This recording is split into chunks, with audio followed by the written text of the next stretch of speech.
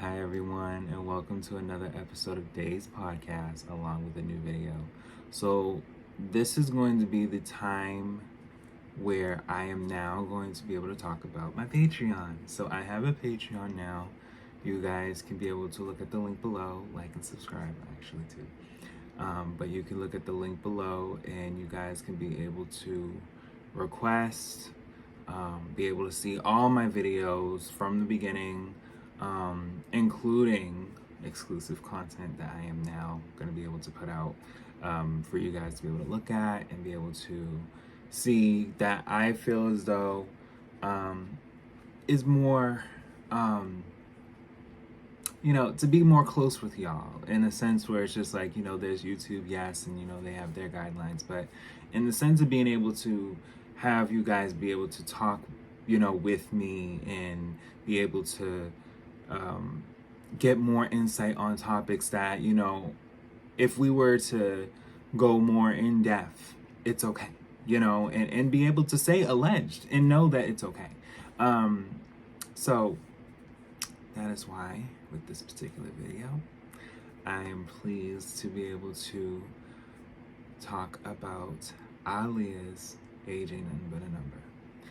So this particular video I wanted to do an episode is because I wanted to be able to show the fact that this woman is truly missed, and also for the sake that she worked very hard, and this is from the beginning. And so I want to be able to respectfully be able to talk about the album for the craft of the artistry, and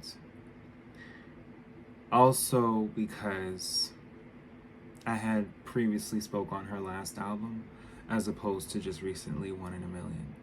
And with this album coming up to its 30th anniversary, I felt it'd be right for any Aaliyah fan to be able to have, a sense of being able to look from the point of view of this album and what it meant to her to be able to persevere and to do more albums from this album. So let's get into it. So this is her debut album, yes. It was worked on, pretty much in the early 90s. But by 94, it was pretty much done. And Back and Forth is the first single. It had came out in April. And, it's something because it's spring, and it's spring now. And so you say to yourself, like, it's getting warm. And you hear, it's Friday. And you're just like, whoa, okay. And who's this? You're bumping. And so I can't say that I will talk too in depth about Aaliyah's life or story in this video. But in Patreon, we can probably get into a few things. But as far as her background with this album, she truly wanted to be able to show that she can be able to do her best and be able to just do it with such pride and at such a young age. I'm actually going on 30. So it's just, for this to be 30 years old almost, it's like, it's legendary. At Your Best You Are Love, that's, another single that everybody knows. And, let me just look into the sake of the track list. But before we go into the track list, it was nominated for Billboard Music Award. It was. An American Music Award, a Soul Train Award, Soul Train Lady of Soul Award. It had nominations. So people were looking at her at such a young age and felt, wow, this girl is going off. And so, we have the intro and we have Throw Your Hands Up. And I'm, again, speaking from a very clean point of view. Anything that I can be able to go in depth about, again, we'll do in a separate video, in a separate episode. So, yes, Back and Forth is after Throw Your Hands Up, and like I said, it's spring. So this album is definitely hitting when it gets into summertime because it's hot. Age Ain't Nothing But a Number right after. Down with Down with the Click, you know. Ooh, you know, and At Your Best You Are Love right after. Like it just continuously through the album you're seeing her vocal ability, where it's going. Um, and where it was going to go as far as with One in a Million, because we got to fully see, like, wait a minute, you really you that girl, like you be singing. And so No One Knows How to Love Me Quite Like You Do. That's, you know, more of a, you know, I like this guy, and you know, he ain't just any guy, like, you know, we got something going on. And then right after I'm So Into You, Street Thing, Old School, I'm Down. So all the songs were not written by her, but they were sung by her.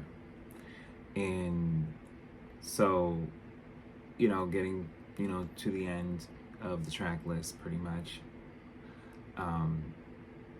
there's that sense of her wanting more when this project is complete. And you can hear it by the end where it's like, okay, you know, what's next? And I'm happy that we had got One in a Million, you know, literally within 2 years, because it was just like, okay, like, hot like fire, you know? So, like I said, this album, it's still a good album. And it just, to me, there was, like I said in One in a Million, this was her debut. So there's already those before her where she's already being compared, and you know, would she be able to do it again type thing. And a lot, and for those that were after her, you know, she wasn't just getting that treatment. There was those after her that were just like, you know, they sound good, but are they going, you know, because in the 90s, there was already favorites. There was already people that people were like, I love her, or I love him, or I love them. And even in the 80s too, but in the 80s it was a little bit more genre-esque.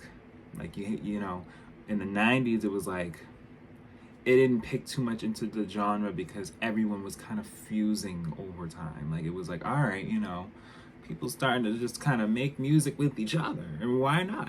There's samples going.